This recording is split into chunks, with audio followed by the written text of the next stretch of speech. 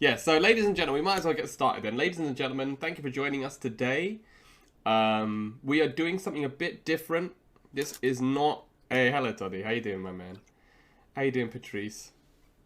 We're doing a tier list, but we're not doing... So, I basically completely stole this idea off Main Man Sui, whose content I follow quite closely. And he did a Tekken version, and I went, oh, that's a really good idea. Let's do a Mortal Kombat version. I thought, well, I know a fair amount about Mortal Kombat, but I don't know more than history behind the warrior.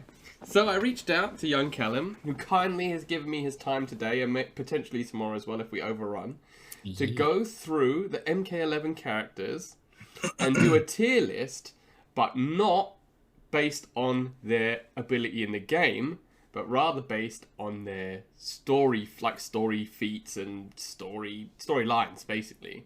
Mm-hmm. So, yeah, so what we're going to do is we're just going to go through it in alphabetical order. The way that we're going to look at it as well is just MK9 onwards, so no pre-MK9 stuff, just the new timeline.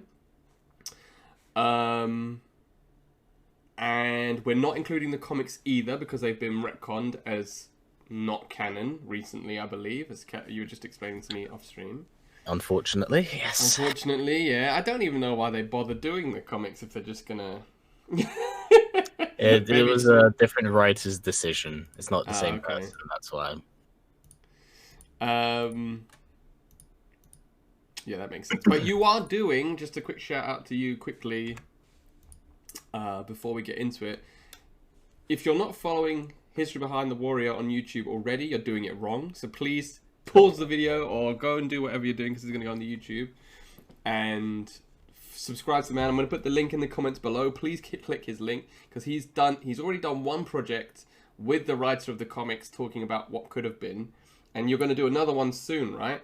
Mm-hmm. So the general plan for this one is actually we're running through I'm pretty sure off the top of my head there are the 14 different drafts that existed for Mortal Kombat 11's creation, how the scripts and how the writing process of Mortal Kombat games work, and the 4 scripts that it was whittled down to before the script was ultimately chosen by Ed. So you guys will actually see the other scripts that were on the table.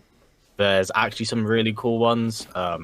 There's a lot of really fun ideas they wanted to put out there just to test the water and see what they could do with Ed. So there's a Shanghai Noon one, there's a Cyberpunk one, there's actually a little parody of a Friday the 13th one. There was a Naga-inspired Castlevania idea on the Oh, really? Yeah. It actually made it quite far, believe it or not. Okay. That sounds super interesting. Yeah, yeah. So, when do you have a rough idea when that'll be out? Just so people know. I'm hoping maybe this weekend, but we will have to wait and see, because I also have Mr. Falcon Shav Khan doing some graphics for it as well. Oh, so sweet. We'll be doing a nice little collaboration as well, so we might get something quite interesting together. That is so a week from today, ladies and gentlemen, if you're watching the video on YouTube. So today's the 11th, so that'll be the weekend of the 15th, the 16th. So that'll be Saturday. Yes. So make sure. History Behind the Warrior. Hey, Holly. Wow. I like how you're on early these days, Holly. Hello. I like this. I like early Holly as well. So that means we get to jam for more. Because usually you pop in right at the end. Oh, straight in with the 500 bits. Dang. Damn. Bless you, Holly. Thank you so much. And thank you, Patrice, for the sub. Did I say that? Thank you, Patrice, for the big sub at the beginning. Hope everyone's doing well. Easy, Froggy. Froggington. Oh, it's still big love. Alright, cool. Boom. Yeah, I know. Well, my memory, my attention span is like 4 minutes. Did I say anything? Also, as well, we're not gonna do the DLC characters that aren't part of the story. So we're not gonna do RoboCop and Rambo and those other weird ones in Spawn, because the guest characters are kind of their own thing. Yeah, they're their own thing. So yeah, what I'm gonna do is I've got the wiki open. I'm gonna read a little bit of the synopsis of the character if you're unfamiliar with them. I'm guessing everybody is familiar with them, but just to give a bit of background knowledge. And then Callum and I will talk. I'm sure Callum will be the main one, basically just furnishing us with all the deets, and then we can discuss, and you guys can chime in as well in chat where we think they're going to go. Oh yeah, how I met Callum. So I commentated with him at Hyper Combo Unchained last November. I met him there. And he was like, hi, you play Soul Calibur and live in North London? Let's be friends. And then we became friends. It was quite easy, actually. It's quite straightforward. Yeah, that was really easy because I heard about you through Falcon anyway, and like second just jumped on commentary. It was just all natural. Yeah, that was super. That was my first ever commentary. That was so fun. I love that day, man. It is. It is. But yeah, all right. Let's get into it. So the first up, we're going to go in alphabetical order. So I'm just going to put him right in the middle for now, just so people know who we're discussing when they come in. So the first character up is Baraka. And remember, we're only doing this from Mortal Kombat 9 onwards. So Mortal Kombat 11 synopsis for Baraka is War Chief of the nomadic Tarkatan tribe, a carnivorous people considered subhuman by the Outworld Empire. Baraka dutifully serves Shao Kahn to preserve his tribe's way of life, who roam the harsh wastelands, meat carts in tow, consuming everything and everyone in their path. So, yeah, Baraka, part of the Tarkatan tribe. I mean, he doesn't really seem to be, based on anything that I've seen, to be more than a normal Tarkatan. Okay, so the thing is, the big thing that makes Baraka better than the other Tarkatans is the fact that, one, he has a name, and two, he can remember it. So the Tarkatans aren't particularly very smart in general. Okay.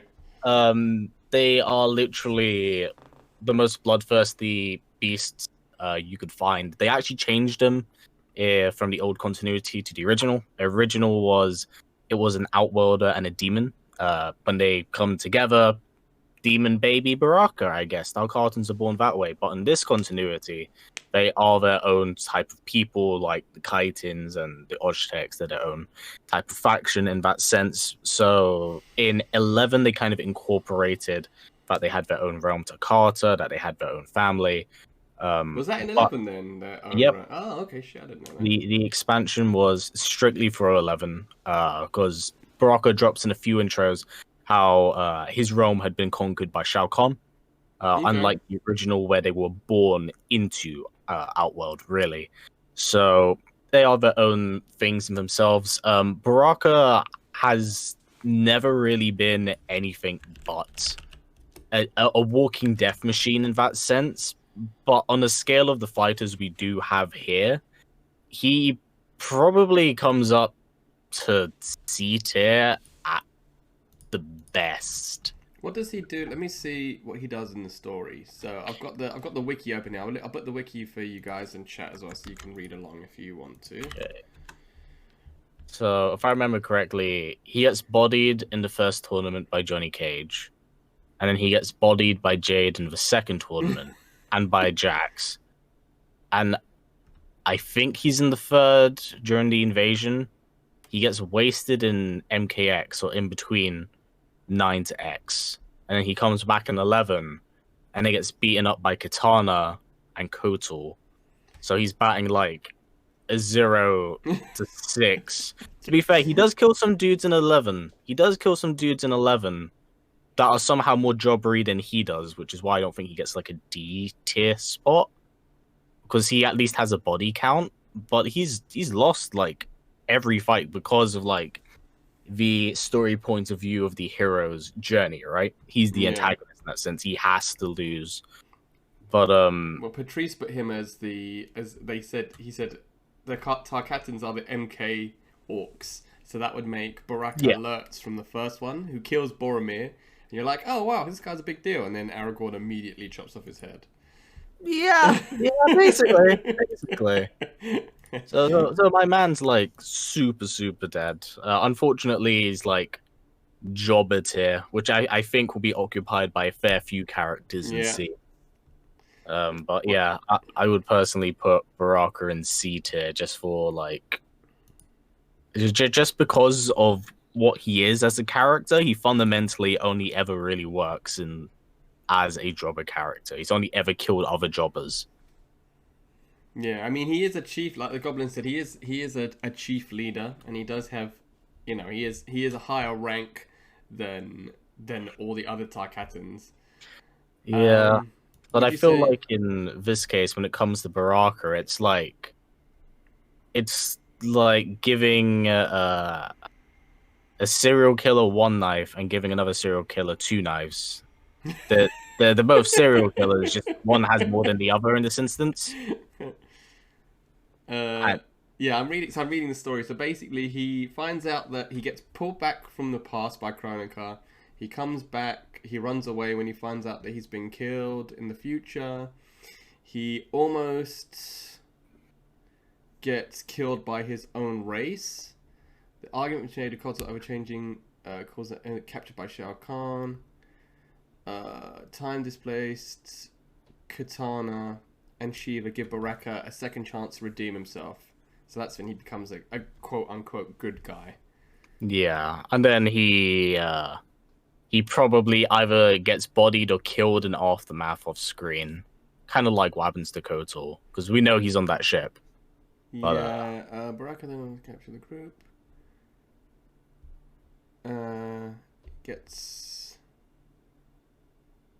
Baraka just gets knocked out by Shiva in aftermath. So yeah, I mean, he's hey, easy Shiva then. Chief Jobber. Yeah, he's very limited. He's C. I mean, yeah, I think I'm down with C. He's an interesting character in that they brought him back, and he's always been fun in the games in terms of like, if you want a character who's brutal, then a character who has knives for teeth and knives that come out of his hands is always going to be a fun character to do in that in that sort of capacity, because he's basically just everything he does is chop you. But yeah, in terms of the actual story, since he's come back in 9, I mean, yeah, like Callum said, he gets bopped by basically everyone. Basically everyone, yeah. Scrolling, just having a brief scroll through the story. Yeah, bopped by Johnny. Bopped by... Gets hit by Jade. Jax. Jade, yeah. Yeah, so he hasn't really done anything, really. He does a little face turn at the end of MK11, but... Yeah. He gets a face turn only to get bopped again. Yeah. On this face turn. Like, that's not how it should go, but yeah, we go with that. Yeah, there you go. That's live. So yeah, alright, we got oh yeah, sick job by the way on commentary, by the way, Chev. I was so proud of you, seeing you on the big screen. Good stuff. Yeah, I'm so proud. They grow up so fast. All right, Baraka's a hard C then. Okay. All right, next up, Cassandra Cage, much lamented Cassandra Cage, daughter of Sonya Blade and Johnny Cage. Ooh. Hey, thank you, Matt. Xeon Online coming in. Well, a big sub, if this is my friend Matt. Otherwise, thank you, Xeon, for the sub. Otherwise, that's just it's easy, Matt. How you doing, brother? Otherwise, that is a very, a very big coincidence. But yeah, Cassie Cage, daughter of Johnny and Sonya, made her debut in MKX, which was obviously the preceding game. Let me just read her little MK11 thingy-madoody. Oh, where is it? MK11, it's just showing me her.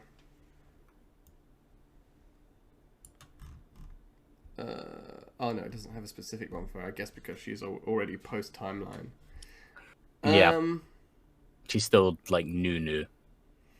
Yeah, so she's an interesting one. One of, as we said, one of the often lamented combat kids, as they are more colloquially known, which includes Jackie, Takeda, and Kung Jin, who are all like second generation Mortal Kombat characters. Yeah. In terms of the story.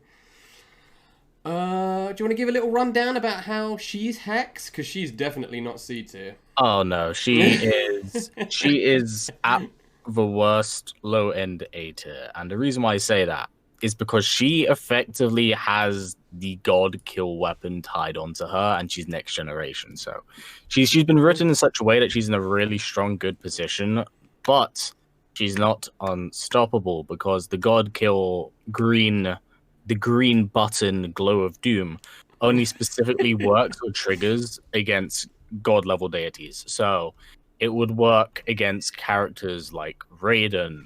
One second. You keep talking. He's okay. Cetrion, most than likely. Of course, we did see it with Shinnok, so I don't see why not. On a grander scale, I'm not entirely too sure if I'd be capable against a character quite like Kronika. Because the thing is that the green glow is basically a win button. New generation wanted to be strong. The thing is, everyone actually forgets that the green quote unquote plot armor that has existed actually existed all the way since Mortal Kombat Armageddon. Mortal Kombat Armageddon's where they first introduced the idea when Shinnok was actually defeated off screen in game. Was it where Shinnok was defeated by Johnny, but it wasn't well documented, so people forget about that. The same idea was implemented at the start of MKX, and plus with it being a generational thing, it fell down to Cassie. So it's actually, it flows naturally. It's just people aren't aware of it up until like now recently, because it was put very much to the front and center. I don't think it was necessarily bad. I just think that the flow of X's story in general is a little bit. It's too, yeah, because it tries to juggle two different stories at the same time without having enough budget behind it to juggle it well. So ultimately, I think because she has god killing capabilities, it puts her at the lower end of A, but not beyond anything with that, because she can still get her ass kicked by other fighters that can exceed her skill level. So how did they rationalize? Did we ever find out where that green juice comes from? Johnny's a descendant of a Mediterranean war cult all the way from the original game series where it was first introduced in Mortal Kombat Armageddon, because Johnny actually beat Shinnok in Mortal Kombat Armageddon off screen. It was actually documented in the very early bios of the game, before the events of Armageddon had risen and the Pyramid of Argus was up. So it's existed for over 10 years. It's been around for a long time. Okay. They just decided to incorporate it in X, and thus, new generation, they continue to pass it on. Okay, so it's more, so yeah, like you said, it's a very specific power boost when she's fighting. So against somebody like Cetrion or Fujin or Raiden, then she gets this mad power increase. Mm-hmm. And then, but yeah, if she was to fight a normal person who is better than her at Kung Fu, then... Yeah, she'd get bopped. It says here, it's weird, it says here, according to... I mean, I'm just going by the wiki as well, so... despite her brash demeanor, she has a deep sense of morality, refusing to kill opponents when absolutely necessary. She also shows genuine respect for her elders and masters. Blah, blah, blah. Cassie has shadow abilities, but will not fully master them until her encounter with Shinnok.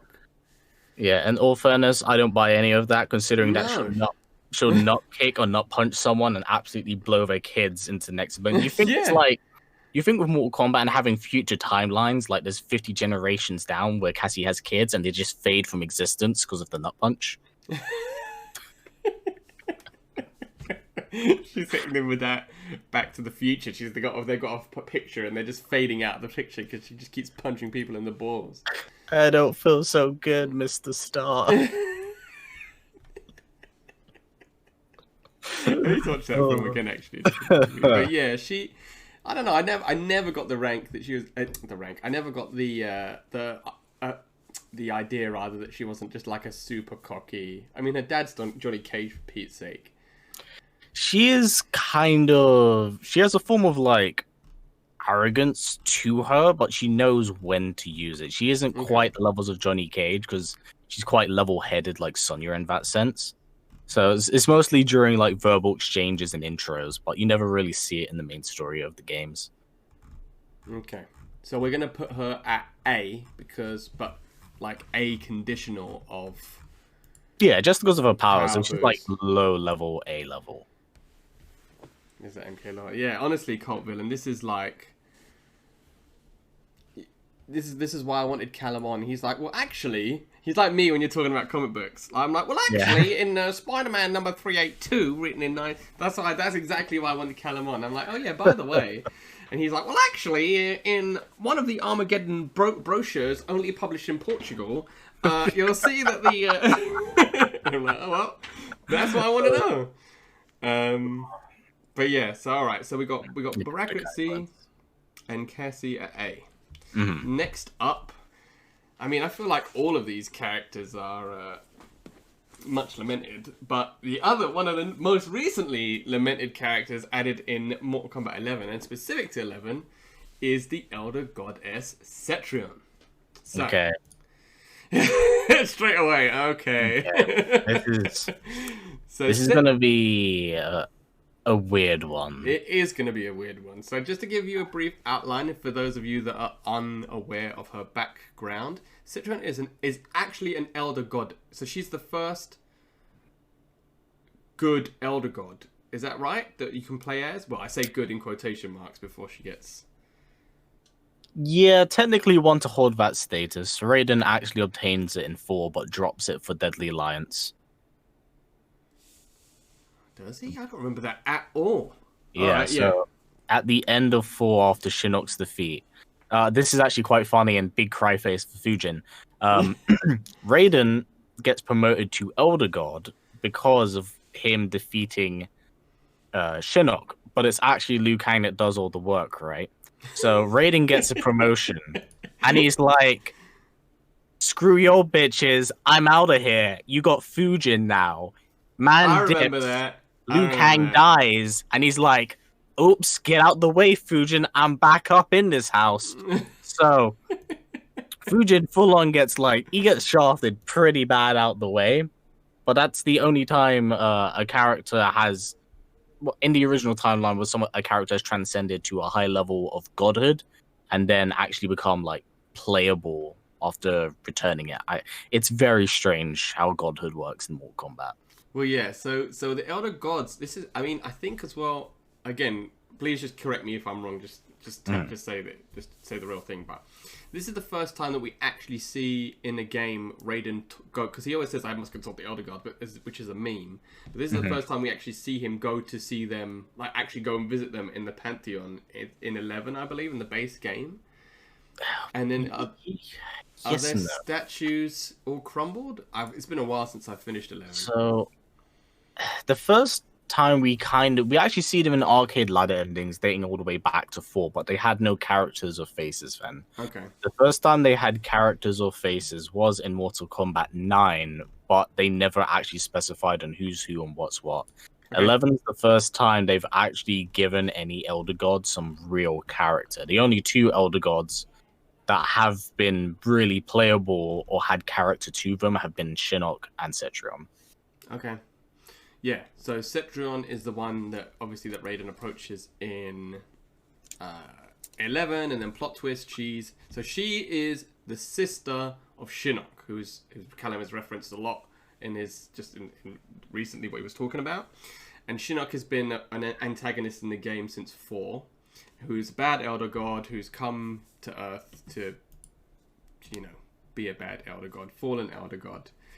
Elder God of Death, he seeks death and destruction across all realms. So Cetrion is supposed to be the mirror because she's like the Mother Earth, like life, whereas he's death and destruction. She's like life and, goodness, which turns out she's a baddie anyway. Lol. Plot twist. And she betrays the Elder God so that she can... Nice one, James. So that she can... Hunden 1381, my man. Thank you for the follow. Virtue, yeah, thank you, Star. My words are so bad today. I don't know why. I slept really well. I apologize in advance if I just cannot find the words I want today. So, yeah, I apologize in advance. But yeah, Cetrion betrays the Elder Gods to work with Shinnok, and Kronika is their mum. So that's why she's going to work with Kronika for the new era and bring about, restarting the timeline, etc., etc. But yeah, so from a news perspective, Cetrion seems like quite a contradictory character because she is an Elder God, but doesn't she get beaten up by Jax in the story? Well, that's the interesting thing. So every time you fight Kronika, it's always on a higher level of divinity or someone who had something against her. So off the top of my head, I'm fairly sure you only ever fight her 3 times. The first time you pick between Jax and Jackie. You mean Cetrion, sorry. Yeah, against Cetrion, sorry. And it's when they are obtaining that crown. And whoever you select wears that weird tiara crown that empowers them, that allows them to contest. The second time you fight her is as Fire God Liu Kang. And might I add, Fire God Liu Gang is like just some of the most ridiculous stuff ever. It's two Liu Kangs and a Raiden fused together. We'll get to Liu Kang. So yeah, she was losing, and then the final fight with her is a team up between Shang Tsung, Nightwolf, Sindel, and Fujin, where she gets wasted. She gets wasted in that fight, and on top of that, Sindel now has God battling capabilities with her siren and how that all functions. So every time we fought Cetrion, it's been under the circumstance of there's been a MacGuffin or a character's been too overpowered for her to contest with. So in reality, she's actually very strong, but in every instance of us fighting her, she's battled against someone on her level. Okay, that makes sense then. So it's not necessarily a case of she's a jobber. It's more that she gets plot armored in reverse out of existence. Because I mean, if you're an Elder God, we're not talking Raiden level like, oh, he can shoot lightning bolts. We're talking like reality changing levels, because Elder Gods are like gods. Yes, so I've always kind of seen it as this. Gods control the elements, the Elder Gods control a higher level of said elements, and the Titans kind of control the idea of reality and warping it. Okay. So yeah, so she's a tier 2 god, whereas Raiden's tier 3, and Chronica, if we're going to put that, is tier 1. Yeah. So, yeah, I think that's a good way of putting it. So in that, but that in regards though, where would you put her on a story tier list? Seeing as we've only seen her get whooped. I mean, obviously, she should be an S because she's an Elder God, but for the Emperor! Hey, Tiny Toast, how you doing, my brother? Thank you for the big sub. Now, this might be a controversial choice. I would put her on the, much like Cassia, on the lowest of low ends of the S tier list. Okay. So mostly because it puts her above a character like Fujin or Raiden due to their divinity. Like, she's naturally above them, and every instance where we've had to fight her, there's been a MacGuffin and a reason to do it. That's not to say that the people in A can't fuck her up, because most of the people in A have god-killing capabilities and have beaten gods. The only reason she's up there is because of her divinity. Okay, that's fair. I agree with that. So, like, yeah, S 90 minus. Yeah, basically. it is as fine on the threshold of S to A as you can get, really. Yeah, I think that's the best way of putting it. Because I mean, ultimately, the thing I know obviously that fatalities and stuff aren't necessarily canon story, but it always makes me laugh when they put characters in the game. Obviously, just for the sake of like character flair and style, they want to put an Elder God in so they can do all these cool moves and blah blah blah. But her fatality, where she grows as big as the earth and just beams you, I don't understand why every fight she has isn't just that. That is true. So you can just let Zura's Wrath you the entire fight. Yeah, it's Zura's Wrath, exactly. She's just like, oh, you've got a crown, do you? And just hits him with the mouth light beam and just takes out like the whole of the east coast of America. And you're like, oh, well. I'm gonna squish you with my pinky. Yeah, exactly. I'm just gonna throw the moon at you. You know, move the moon slightly out of its orbit, and then the whole world just stops moving. You know, why not just do that? But yeah, she is definitely. It's like we're just saying Tech Shaka. The beard looks good. Hey, bless you, Tiny Toast. Thanks, man. I'm slowly grooming it so that I look like Kratos. Boy, I hope you're doing good, my man. Happy New Year as well. I was thinking about you the other day actually because we've been playing a lot of For Honor recently. So if you're down with that, if you're online when we're playing, then I'll shoot the toast signal in the sky and we can play together. All right, so yeah, I think yeah, regardless of the fact that she gets smoked, she's 0 and 7, like Callum has eloquently said, she's only been beaten by like plot devices. Yeah, she's not lost in a straight up fist fight to anybody yet. So, and she never will again because she's dead. Well, don't never say never, bro. This is the blessing and the curse of of using time travel, isn't it? And resetting yes. reality every 3 seconds. Is that you never know who's going to slip through the cracks. Which puts me nicely onto our next character, which is Devora. Speaking of boy. slipping through the cracks, yeah. Devora belongs to the chitin race, which is a species of colonial insects that bond together to form humanoid bodies. Hailing from the Arniek Islands, Devora's realm was conquered and annexed into Outworld by Shao Kahn at some point in history, after which she vowed to serve the Emperor in order to avoid becoming a slave.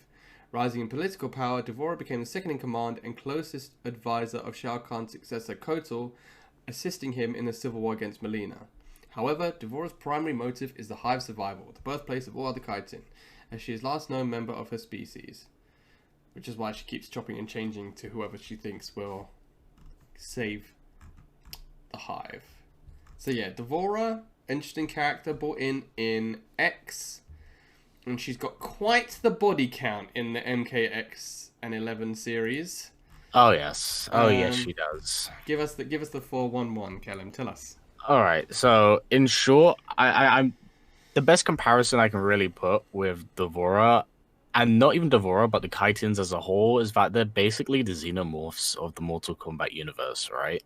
Like So I'm not. alien, as in the alien. Yeah, they're all about creating that hive mind nonsense. And what's really gross, and I'm not sure if you're aware of this in the lore, when the chitin basically beat someone, they hive them, inject their babies into them. The babies eat their way out of them. And depending on the host of it, they gain the traits and abilities of the people they eat. Yeah, that's definitely a xenomorph. Yeah, so they basically take that on. And it's gross and it's grueling. But like the entire shtick in mind is basically I need to make my hive survive in that sense. So that there's a lot of tunnel vision, but you can't really deny who Devora has beaten, because she has been playable in one instance. So she's beaten the likes of Rain, Tanya. She's murdered Baraka. She's beaten Melina. She does actually kind of have a place here. I'd say it's a strong B. Honestly, no pun intended. It took a second. I was like, "What do you mean?" No, she ganked Scorpion as well in 11. Yep, ganked Scorpion as well. I've repressed that into my memories. How could I forget?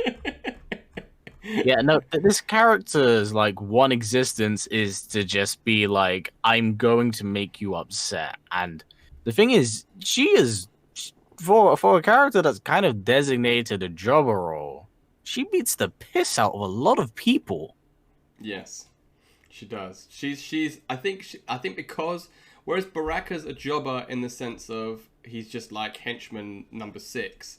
Devora, I think people underestimate as henchman number 4, but she's actually a bit more powerful than that, and that's usually why they get ironed, because they think, oh, she's just an advisor to Kotal, lol, and then she just hits them with that poison bite, and they're like, oh, now I've got babies in my stomach. Basically, she even nearly kills Kotal in Jade's chapter. Yeah, that's true. Yeah, she almost kills Kotal. Yeah, I mean, so she's super strong. Well, in that case, why would you put her as a B and not an A? Pun intended. She doesn't have god-killing capabilities. Okay. The A tier I'm strictly keeping for characters that are like, they can contend with gods and easily like push up, like give people an S tier a run for their money, in some instances beat them. So it was with like a slight lore buff, they could. Yeah. Okay. It's why Cassie's up there and like Cetrion's up there, because like Cassie has god-killing capabilities, right? So she can definitely hang. Yeah. Because she smacked Cetrion's brother. Like, there's not going to be too much of a difference in that gap, I suspect. Yeah, that's fair. And Cetrion, yeah. So Shav, the reasons why Cetrion's S is because she only loses to plot buffs, plot debuffs, shall we say? Mm-hmm. Yeah, she kills Scorpion in one hit. So we would put her at the top of B, basically. Maybe with a slight buff. B. With a slight buff, she would get pushed to A if she somehow developed God Killer poison or something, or she puts her babies in Fujin and creates a race of demon chitin Fujin baby killers. Or doing Skywalker dive kicks. Oh no. Yes. Skywalker dive kick into EX bug on the floor on block. Oh god, why? That would be so horrible.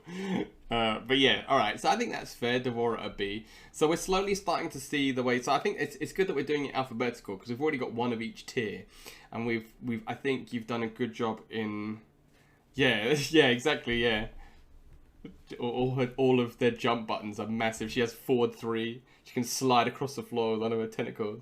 Yeah, we're doing it. So you've done a good job as well, I think, so far of defining each like row, as it were. So S is basically like God rank. Yeah. And people that can contend with God ranks, like universally. Mm-hmm. A is strong fighters, but who also can contend with gods in situational elements, like Cassie's god armor. B is probably top tier normal fighters, like the peak of fighting below godhood. C is average fighting, say, strong in certain situations, but mostly a jobber. And D is just job testing. Kotal. Yeah, Kotal. Well, yeah. I mean, Kotal in story, not in game. But yeah, we're gonna have to talk about that. Yeah, we will. But next up, speaking of, for precision, Peter, he's been asking for it. So we've got here Aaron Q. Blackington III. Aaron Black is such a weird one. He is a weird one. My man has pretty much no wins under his belt because he's never been in a playable role and he's always been in an antagonistic role.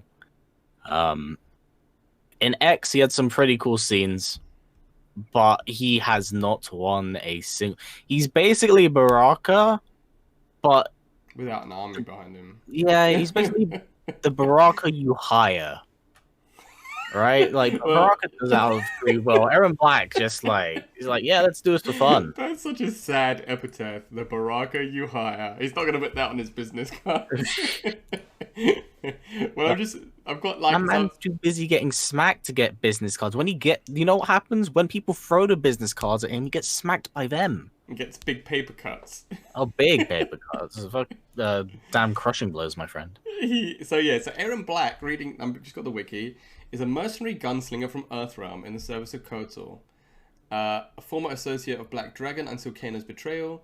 It's shown he was hired by Shang Tsung 150 years ago to murder an Earthrealm warrior in exchange for magic that would slow his aging process. Although he resides in Outworld, Aaron was born and raised in 19th century Texas, and as such has many Old West mannerisms and makes frequent use of cowboy idioms. He returns in 11. His present-day version continues to serve Kotal, and his younger self is still a baddie. Most notable attribute in combat is his penchant for firearms, wielding a pair of revolvers with almost superhuman degree of speed and accuracy. Well. Okay. Do you want me to tell you the thing that kind of breaks Aaron Black in this instance? Tell me. You can block bullets in this universe. Yeah. So, or just straight up move out of the way of them, like yep. Somebody throwing a paper airplane at you. So, Aaron Black lives and dies by his own gimmick in the most unfortunate and literal way possible. Honestly, I feel like a lot of characters in C tier, I would personally put Aaron Black in C tier, but I'd say I wouldn't even say it's in order for C tier. Like, they're all kind of that same level of shittiness. Like they haven't quite achieved the W, but they're cool enough on paper to still make the roster, right? Oh yeah, in terms of pure aesthetics, Aaron Black is the coolest character in the game, without a doubt. Yes. Just that all of his taunts are sick, all of his like mannerisms, the way that he talks. As I'm a massive fan of cowboys and westerns, and I've always wanted to play Aaron Black, but I just don't find him fun, like the way that they've designed him in terms of like his actual gameplay. But yeah, they've done him no. So every single cutscene, they have him shooting like at Sonya. Yeah, like K-Max said, Sonya's like 2 feet away from him, and he misses every bullet. Like, yeah, he literally lives and dies by his gimmick in the universe where they block bullets. So I'm like, you can't really do much of Aaron Black. So you'd still put him as C though. I'd put him as like just. I put him D. Yeah. That's honestly where he, like I said, all the people in C tier kind of all live in this weird incognito of they're kind of cool to the story, but they haven't gotten a win. Then we've got like the D list tier people will be, I could only describe and can as shit tier. It's just like the people who don't win anything and don't do anything. Yeah. There's a very special place for a fair few characters I'm looking at now. So I mean, he's killed Cobra, which is obviously a big shame for me, and Xiu Hao, who are two of the least popular characters in the entire MK franchise, and probably considered to be, in terms of power levels, the absolute weakest as well. So I'll put it like this: you know, they really don't like Su Hao when they kill him twice in the same continuity without resurrecting him. Like, my man got killed in the comics. He had a fist put through his face. And then later on, it's like his later timeline counterpart came along. And Aaron Black's like, lol, let's do this again. So let's make you an intro. yeah, let's make you an intro. So they rendered him even as that. So my man dies twice in the timeline, doesn't get resurrected once, and is just treated like a trash can. So he would definitely be, if he was in this game, his Hugh Hao would be the D tier. Yes. D tier trash. But for now, Aaron Black holding up the tier list at the bottom of C. Would you say that so if we were to order it, would you say that Baraka is higher tier than Aaron? Yeah, because I suspect that Baraka's body count is higher. But like I said, I feel a lot of people in C tier will be very interchangeable with each other. Okay. So we'll order it, but this is a loose order based on their jobberiness, which probably doesn't need to be described in that much detail. Yeah. All right, next up, speaking of jobbers, Frost. I wanted to like this character. Yeah, I know. Dude, tell me about it. Frost made their first appearance in Deadly Alliance, Sub-Zero's apprentice. And then in the second timeline, Frost challenged her Grandmaster.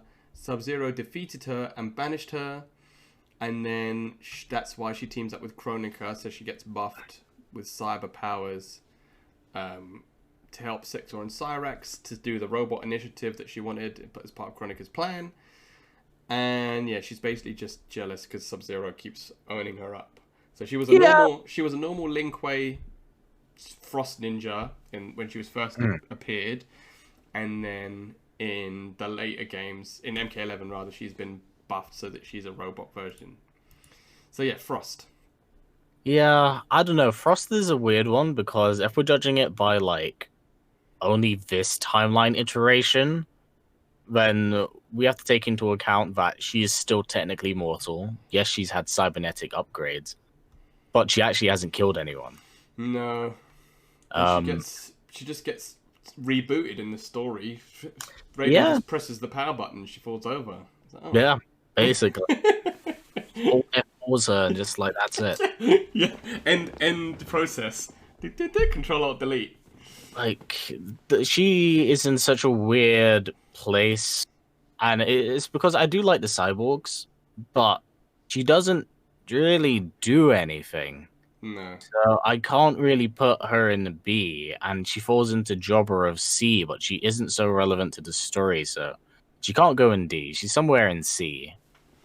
Yeah, I mean, I think I put her above Eren, but below Baraka, just because she's been hired by Kronika, so Kronika must have seen some potential in her.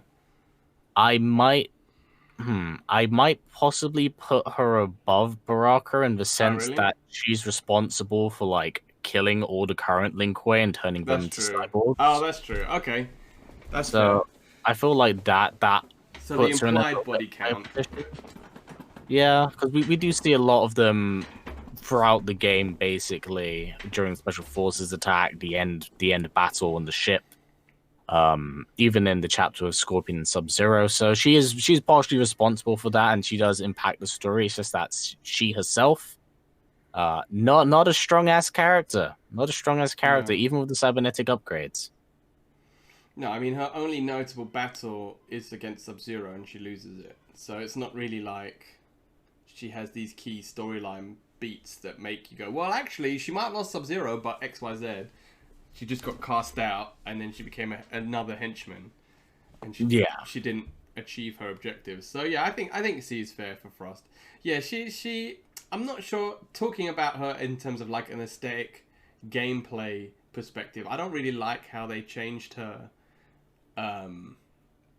in MK11. If I'm going to be honest with you, I feel like there was a couple of characters who were cool that they've sort of brought back to try and fit the MK11 game. I mean, we're veering slightly off topic here, but yeah, I really wanted to like Frost, but I don't know. I just don't. I don't feel like she's enough of a robot to be a cool robot character like Sector and Cyrax. That makes sense. Yeah. Well, she takes some ideas and concepts from Cyber Sub-Zero, right? With like the forward tuned range of the sword daggers. The big problem was with Frost from a character design standpoint and a creation standpoint is that whilst this may be shallow on the surface, she always has and always will be in the original continuity be a female Sub-Zero. Yeah. So here they were like, how can we change things up, make her unique, kind of refreshing? Because like, let's look at a character like Ken Shi, right? An original character from the 3D era of games, not tied to any character's legacy, but unique and different in his own way. But idea transitioned and came across in MKX where nothing had changed. Same with MK9, so he was his own thing. Whereas Frost was like, oh, it's a gender-bent Sub-Zero. How are we going to change her up for this game and make her not feel like that, right? Yeah. So that's effectively the direction I'm pretty certain they went with here for her to make her unique. But, you know, even from a storytelling perspective, if you're rebooting a character and they're getting jobbed at, it's not a great way. No. Not a great way of utilizing them, unfortunately. That's your reboot, is that you're just the same. Only a robot now. Oh, God, it is. Alright, I think the highest C tier character so far is fair then. She just hasn't really done anything to justify being in that. She's got no feats, shall we say. Yeah. Speaking of no feats, it's my boy, young Gerus. What? Garrus introduced... I love you. I love you. Garrus introduced in MK11 as Kronika's main enforcer, basically, her #1 guy. Garrus is a loyal and powerful servant of the Keeper of Time and architect of the universe destiny Kronika. As a creation of Kronika herself, Garrus possesses godlike strength and the ability to manipulate the sands of time. He is also impervious to death. As a fixed point in time, he is able to recover from all manner of wounds, even fatal ones, within a matter of minutes, if not seconds. So, yeah, Garrus introduced in MK11, as we said, Kronika's #1 henchman. Seemingly immortal, has super hack sand temporal powers, but also just a giant jobber.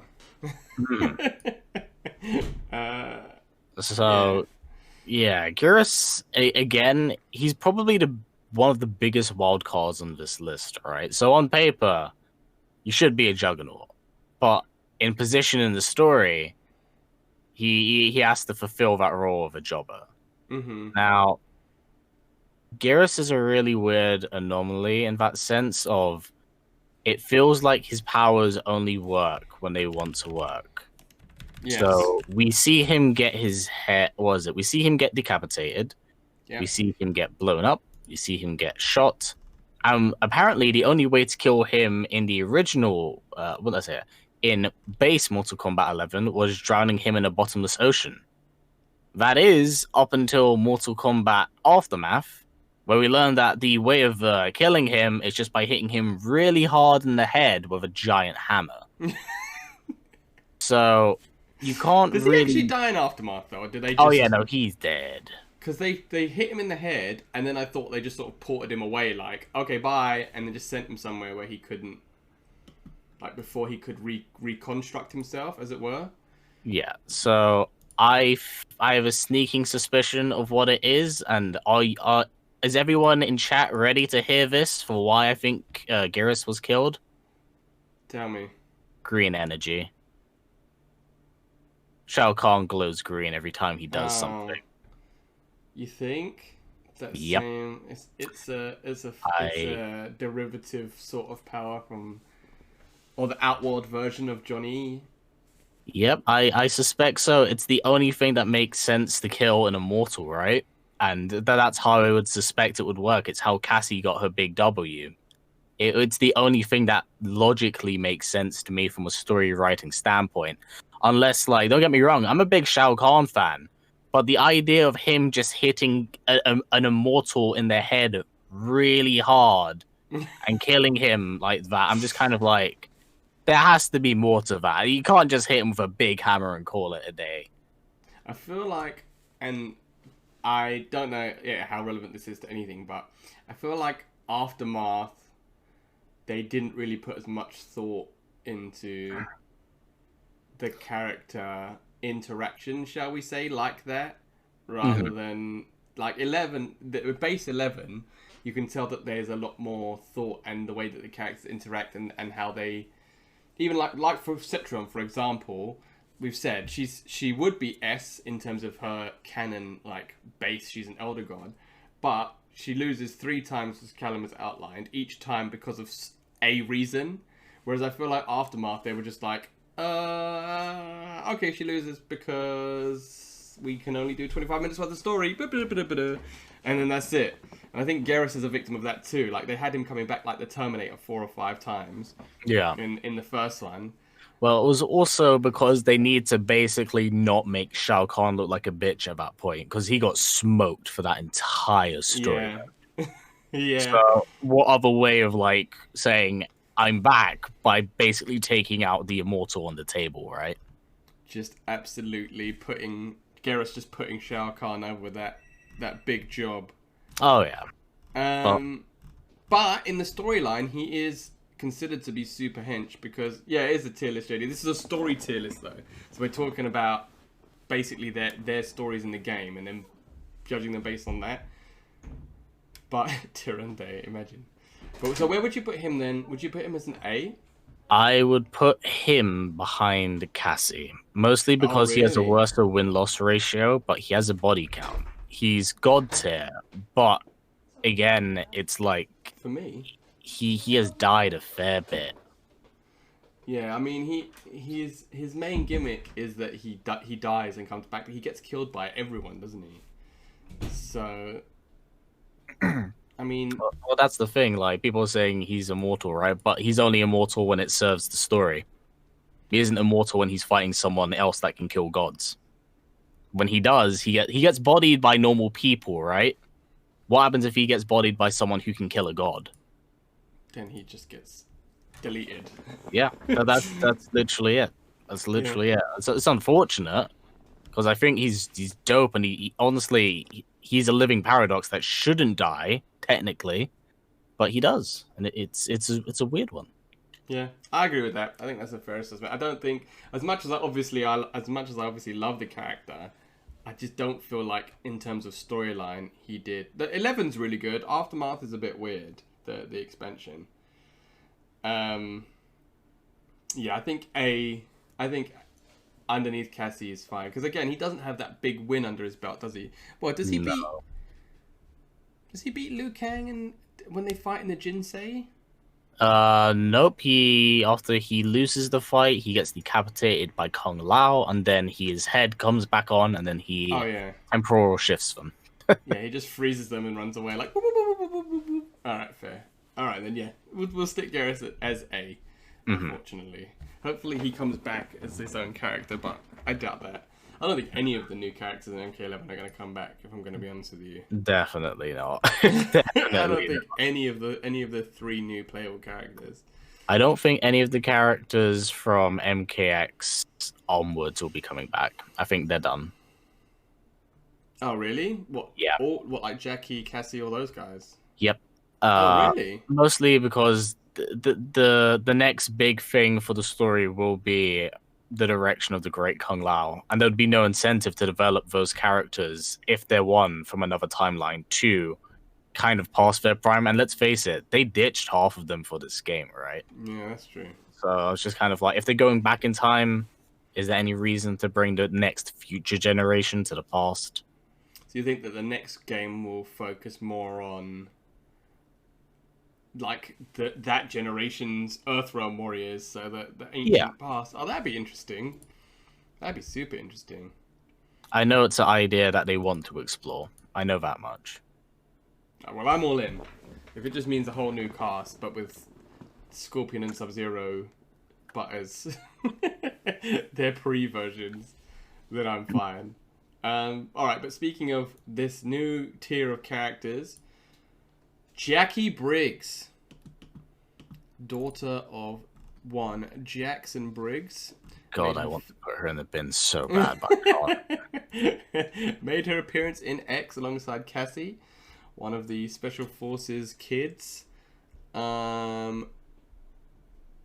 She joined Special Forces to avenge her father after he endured suffering from Quan Chi and Ermac, who ripped off his arms.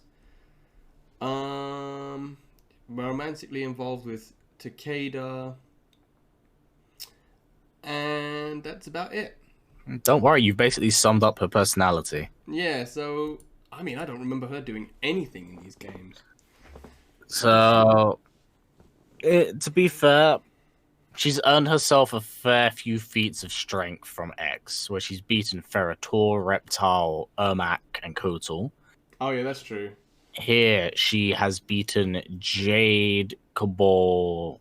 Well, these ones are semi-optional because she shares a chapter with a younger version of Jax. Yeah. Noob Cybot, and then later goes on to fight Cetrion and temporarily defeat her, I suppose is the right way of putting it. So she's definitely capable of handling herself up against a stronger echelon of characters, but we also got to keep in mind one thing. She is also a playable character in the story from a protagonist point of view.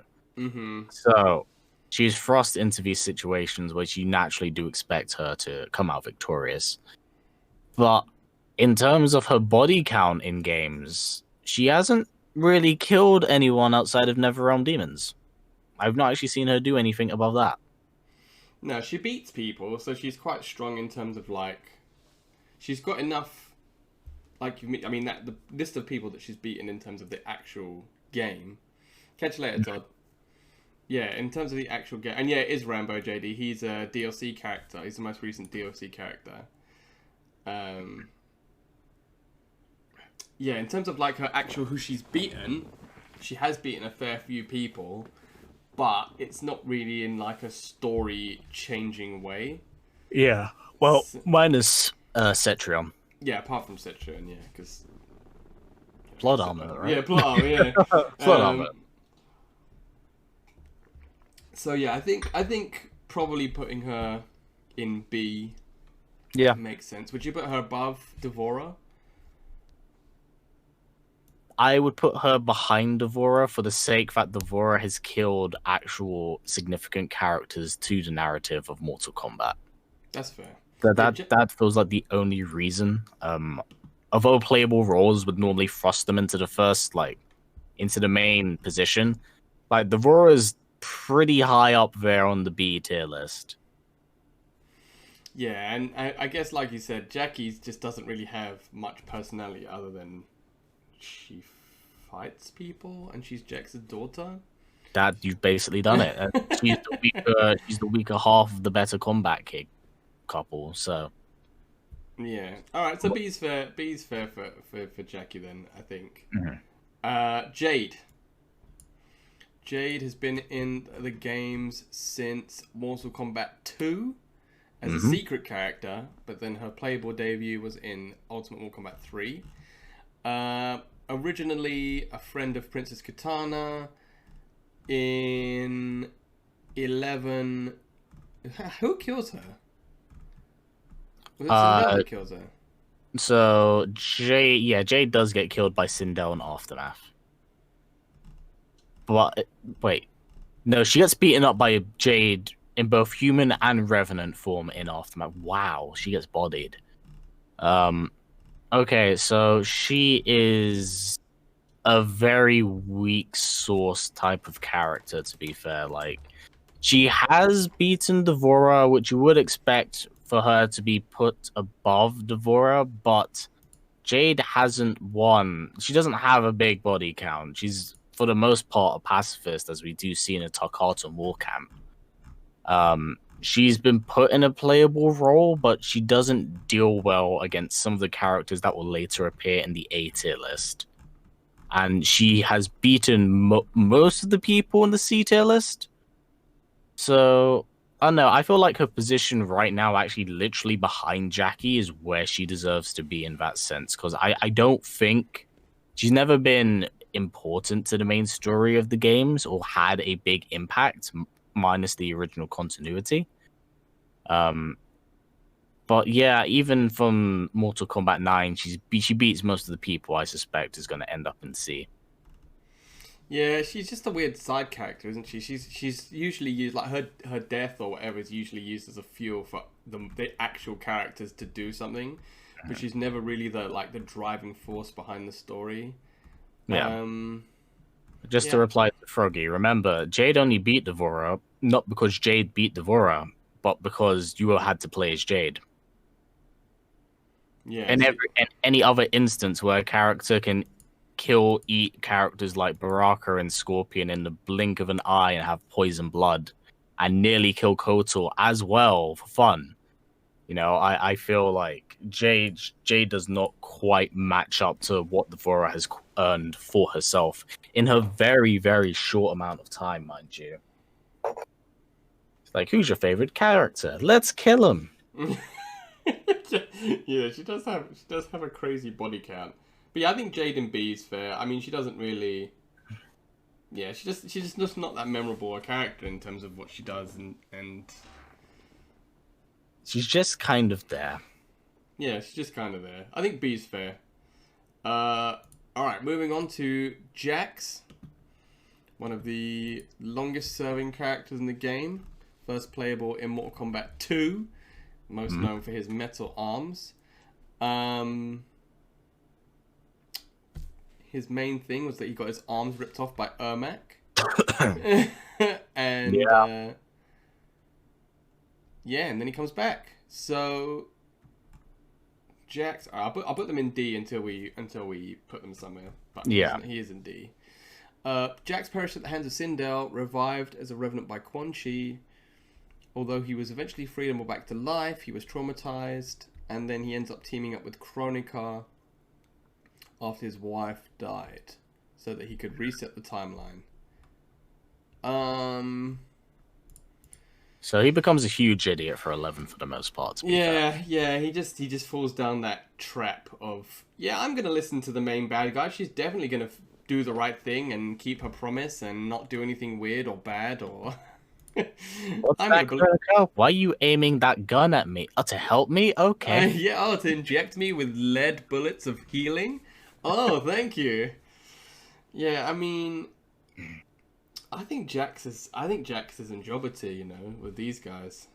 He is. I mean, who's he beaten? Has he beaten anybody of note? The thing is, Jax is in both a playable role and an antagonistic role. So that's what makes this one kind of hard to do. So young Jax is the one that gets the W's, but old Jax is the one that takes the L's. So it's hard to balance out in that sense, because there's there's a questionable amount of characters here that do get bodied. But I think Jax might be the peak of the C tier list with the characters that narratively are actually not strong but playable. But they're like, it's hard. He's playing both roles at the same time while still being a jobber and a playable character, and sucking whilst also not sucking. It's really hard to do. But I think we should just take old Jax, because young Jax hasn't got to that point in the story where he's actually done anything. Does that make sense? So he's just turned up, like you said, because he's a protagonist. They literally just pull him out of time to get the W's. He hasn't really gone through anything that older Jack's gone through, which is get bodied by Ermac and turned into a revenant, which are his two main character things. Yeah, I think a C for Jax is fair. He's not really done anything of note. Yeah, other than the young version that gets brought forward in time. Just reading to see if there's any sort of feats here that I don't know about. Nope. No, I think Jax's top of C is very fair. Allo Dunce, Allo Paps. Alright, moving on. Johnny Cage. This is going to be an interesting one. So Johnny's a fun one. So I think for the most part here, to really kind of like capitalize on Johnny Cage as Johnny Cage, will be probably going with older Johnny Cage, because that's where he is at his strongest. I say he's strongest because although he's strong, he's also old now. Yes. But he still has god-killing capabilities, so it will put him and relegate him in A tier. But how far does he match up in A tier against against people like Geras and Cassie, who one is a near immortal and the other one is next generation, new blood? It's skill versus youth in that sense. So that's a hard one. Well, he beat Shinnok, right? You've said that he's beaten Shinnok, so he's already got an Elder God under his belt, so that puts him at A regardless. Because if you beat an Elder God canonically, you're doing prether good for yourself. That makes you a tough bro, yeah. And then so as Callum has already said originally, though Cage is a human being, he possesses superhuman powers. According to Mortal Kombat 2011, he descends from a Mediterranean cult that bred warriors for the gods, warriors with special abilities. One of these is the ability to propel himself forward, increase the strength of his blows. Obviously his shadow abilities. He can also harness his body and encase it with it strong enough to withstand a death blow from Shinnok without receiving any injury. Also potent enough to allow him to fight on equal terms with the Elder God. Raiden theorized that this power can only come about when wants to protect a loved one from imminent danger. So he can, when he's like, his desperation move is he goes God mode, which is pretty hacks.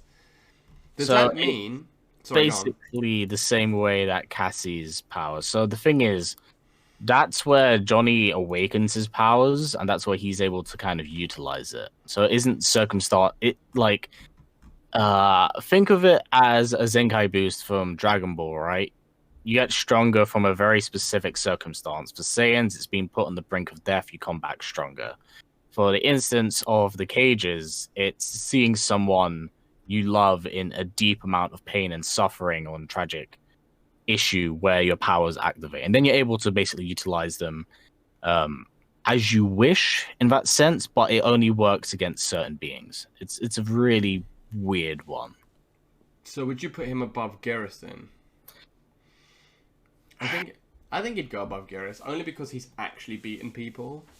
Yeah, I'd say so, but I'd say I'd do it. The only reason why I'm kind of hesitant about it is because he's just old now. So that's what I was going to say. Do you think young Johnny put in the same situation would get the same power boost? Or do you think it's just something that has come about with age? Come about with age.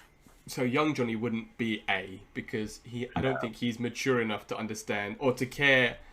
Young Johnny seems too arrogant to care enough about somebody else to get upset enough to unlock the power. Does that make sense? Yeah. He doesn't care about anyone else because when the time merge begins, it's the MK2 section of MK9. So it's just after he's had his leg broken by Ermac.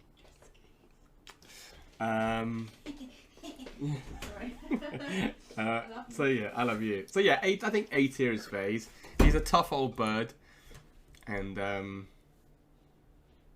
yeah, I mean if you have God fighting powers, then that puts you in R A tier. Let me type that out actually. S, Elder God level. A, God or can fight gods. God on God level or can fight gods. B, exceptional fighter, not God level. C, Combat leaguers. combat league. Yeah, combat leaguers. D, Trash can. trash cans. All right. So yeah, just to yeah, Jobber and Omega Jobber, yeah. So yeah. All right, moving on. Cabal. Speaking of trash cans, Yeah, I was about to say, throw him in the trash can. is he our first? Is he our first D tier? So Cabal's an interesting character, mostly because they've changed his story so often. So he has 3 different backgrounds now. Yeah. So he was a copper who gets burnt by one of Shao's extermination squads, Mm-hmm. and then he becomes a black dragon guy. Yeah. And then there's one where he was always a black dragon guy but gets burnt and then stays a baddie. So he was a goodie, then a baddie, a goodie, and then always a baddie. Yeah. So he changes sides in the original timeline continuity after he has like after he gets mopped by Movado, which is saying something by not by Bungie Jumpman. And then he's a good guy and has a good reboot, and then he's a bad guy who never changed his path, which is it's kind of an interesting take, to be fair. Yeah, so in 11 he's just straight up Black Dragon and has always been Black Dragon. You want to tell you the really bad part is that I can't actually stick him in D tier because he actually played a role in 9. He actually beat Cyber Sub-Zero. He beat Noob Saibot and Melina at the same time. He's beaten Kano. So he actually has wins under his belt, despite his portrayal in 11 as a joke character. Yeah, but I would happily and firmly put this man at like, I'd put him behind Jax. Okay. I'd put him behind Jax because at least like he's had too many retcons to put him higher than that. I think mostly because. And Jack's been playable in more games than Cabal has, to be fair. How have they ever rationalized his super speed? What's the have they ever given a reason why he can move it? Like in the original continuity or in the current one? No, I just mean in general.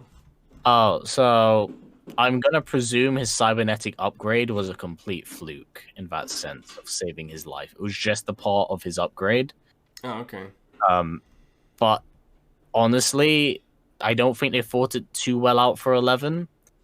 Because if they've given Cabal this upgrade, why wouldn't you give your entire crime syndicate it and have basically an entire Flash gang? Like that seems like seems like a really good idea. Just to have all of you, but he's another guy though who's like he suffers from Aaron Black syndrome in the sense of if you have a guy that can move faster than sound, he should never really lose to anybody. But then he still gets blocked by Sonya and Johnny and, you know, all these King Cassie who are just like, oh, super speed A, and just punch him straight out of it. It says here, I've scrolled down on the wiki, it says, according in Mortal Kombat 2011, his super speed origins are a result of Shang Tsung's magic. I suppose that kind of makes sense, but that's also really strange. It's strange because I never really saw them interact in any way, so I don't know why Shang Tsung would. Yeah, that's randomly give him magic speed, you know. And again, why would Shang Tsung not do that for a lot of people? I mean, I'll put it like this: Shang Tsung. Okay, so let's keep this in mind, right? Shang Tsung gave him. Let's say Shang Tsung saved his life in Mortal Kombat 9, right? Yeah. Cabal in MK11 not horrifically scarred. He didn't have to have his life saved just because of cybernetic augmentations. So that's a weird little retcon in it that doesn't really work with it. So that's definitely worth pointing out here. Yeah, hold on. Yeah, hold on. There's a bit of a it was later revealed that his speed is due to his brief time in Outworld, his ravaged body exposed to the magic heavy atmosphere of that realm. Yeah, but like you said, if he's not ravaged, that doesn't make sense. Yeah. Fine. All right then. Well, Cabal stays at sea regardless. He should definitely be higher than he is because of his amazing abilities, but unfortunately been relegated to joke realm. So yeah, he stays in the C tier. Not quite deep. We haven't found a trash can yet. Maybe our next character will be the trash can. One, Sir Kanoington, leader of the Black Dragon. So Kano been in it since the original Mortal Kombat. Obviously, most famously, he killed Sonya Blade's partner. He becomes a leader of the Black Dragon. In the original timeline, becomes a general of Outworld. And that's about it, really. Yeah. Kano 110%. Like, I feel this is ironic that I'm sticking a Kano in the Combat League tier list. It feels so perfect in that sense. Yeah. But the thing is, Kano's always been an antagonist, so he actually has no W's under his belt properly. No, I mean, yeah. So for those of you that have just joined, Callum has outlined a lot that we have to take parts of the stories of the characters with a pinch of salt, depending on how they're basically placed in the story. So if they're considered to be a good guy, regardless of not whether they're a main character, they'll be more often than not be put in positions where they've beaten people who are bad guys just for the sake of advancing the story. So it's like a character like Jade, for example, doesn't necessarily influence the story, but because she's mostly considered to be on the good guy side of things, she generally tends to beat somebody more than, say, Aaron Black, who's usually considered to be the bad guy side of things. So because Kano's always been considered a bad guy, he's never really got that W. But even then, he's not ever been put on that, like, a Devourer pedestal where, like, Kano will gank, I don't know, like Sub-Zero, or he's always been considered to be more of like a jobber, not a jobber character, more of a joke character rather. Like in the Mortal Kombat film where he comes out and he's like, yeah, sitting at that table, just spitting out, eating food like a slob and talking in an Australian accent. He's never really done. I'm just scrolling through just to see if there's anything here in the old wiki that. I mean, I think he's a cool character. I do like how he's just this like crude thug that pisses all over the floor, and you know, it's an interesting. Like he's just not a pleasant. I like sometimes I just like my villains to be dicks. You know, I don't need them to always have some sort of like. Or come out and pee between the matches. Yeah. Or to have them. Yeah, I don't think they necessarily need to be like twisted. Have like a twisted background where they were abused, or you know, sometimes some people are just arseholes, and that's why I like Kano, because he's just an arsehole. Oh, he is. But that in mind, has he ever beaten anybody? No, I don't think he has. I actually don't think he has. So I mean, he zaps Sonya in MK9, but doesn't actually beat her. He picks on her after Johnny Cage has beaten her up. He's like, "Oh, you're really hot. Let me get your number." So you know what? If she just says no, apparently he's like, "No, you're gonna take my number," and they fight. Johnny Cage, everyone. Monster romance. I mean, Kano. Would you put Kano then on the same thing as Baraka? Like he's in charge of a group of people that in theory would make him seem more powerful, but he himself hasn't actually ever done anything that would justify him being above. Oh, yeah, no, definitely. I wouldn't move him any higher than that. That is the perfect placement for him. Okay, sorry, mate. Job's a job. In this instance, sorry, mate, I'm a job. All right, moving on. Queen Katana herself. This will be an interesting one. Originally in the series from Mortal Kombat 2, she's actually 10,000 years old. Daughter of the original ruler of Edenia before Shao Kahn took it over. She was originally loyal to Shao Kahn. And then she eventually became Liu Kang's love interest and finds out about her dad, King Jared, was killed by Shao Kahn in reality. So that's why she betrays him. And then in 11, actually becomes the Khan of Outworld after she 1v1s her dad, her stepdad rather. And does she actually kill him or does she just blind him? She just blinds him. Yeah, she blinds him. Okay. So, Katana's a finicky one. I think if you were to just look at her at face value, looking at our list, I think she would be the top of B. I was thinking that. Because even though she's beaten a lot of, like, she smoked Shao, she smoked a lot of, like, strong level people, she's not really on that. I mean, she's not really done anything, and she gets absolutely zipped in Aftermath by Sindel, who is God tier. So, I mean, I know that's not usually how it works, like X can beat Y, so Y is stronger than Z, but I think putting her at the top of B. Yeah, I think she deserves to be at the top of B for the fact that any big W like that over Shao, that's a big win. That's a big win anyway. She's able to hold her own. Has beaten a lot of people in in MK9 for MKX, where she's a Revenant and in a weaker state because Revenants are actually just for whatever reason just weaker. That's where she takes most of her L's. But for 11, when she's in her human form, she's able to beat like Scarlet, Baraka, Kollector, and Shao. I mean that's a pretty big resume. She only gets beaten in 11 by her mom. That's it, really. Who I can't wait to get to her because that's going to be we might have to do a whole other video when we get to Sindel. That's going to be like a box full of fireworks. I'm like, oh boy, this is going to be a wild one.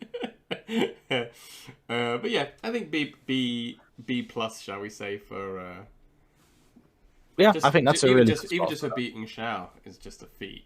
Mm. That's a big deal because he's the last boss and she frees him up. It wasn't even close. So oh, without a doubt, I feel that's a very good spot for her. So yeah, next up, another new character to Mortal Kombat 11, Kollector. Put this man in the F tier list. Throw him away. Trash can. Is he the first trash can? He is the first and will more than likely be the only. No. Maybe. But yeah, he's trash can. He no good. So his story is he's Shao Kahn's tax collector, and that's it. Yep. And every fight he's been in, lost, and there's no circumstances for his loss. So it's an L he actually quite literally has to hold. Well, I mean, he collects things, so hopefully he looks on the bright side and just looks at the L's that he keeps getting as a... Maybe he's collecting the L's. Maybe that's why he has 6 hands. Hold them L's. If he was like, if we were to rationalize it, right, you'd have to think that Shao Kahn wouldn't have just like an absolute complete nooblet as his tax collector. I would say that, but he also hires Baraka and Aaron. Yeah, I get, and Kano. All right, fine. I'm just like, Shao just goes for whatever he can find on the table. He's like, oh fuck, I killed all the good ones. Yeah. So who's next? Yeah, he just unfolds a list of henchmen, and right at the bottom he's got Kollector. Like, oh man, really? That's the only dude left? The tax guy? Yeah. Kollector's hot doo-doo. He is he no good. He lost every fight. He didn't lose it to a certain circumstance. He just lost because he bad. Yeah, he's just a scumbag. Yeah, but Aaron. Yeah, but Aaron actually Aaron's does killed stuff people. in the Yeah, story. he's just not killed killed. people.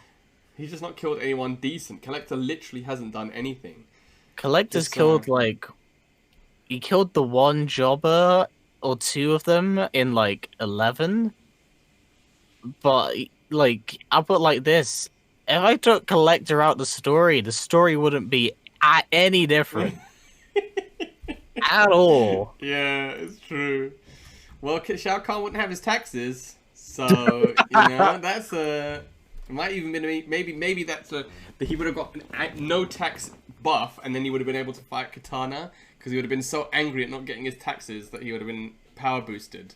So I have two sneaking theories with that. Tell So me. Collector has that many hands that hold his L's, and the reason why he has that bottomless bag is to store the L's he's taking. So that way he can always hide them but hold them. Just put them straight in there. Just. And the reason why he has Shao has this guy collect debts from people is in order to sub to Sindel's OnlyFans. I think that's why. I think I figured it out, guys. The third eye has awoken.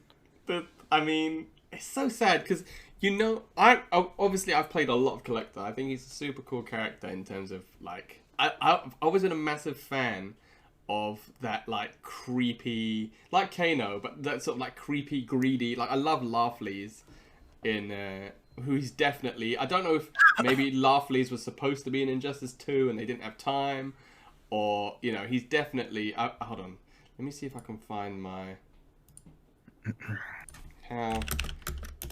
Just a little self plug here.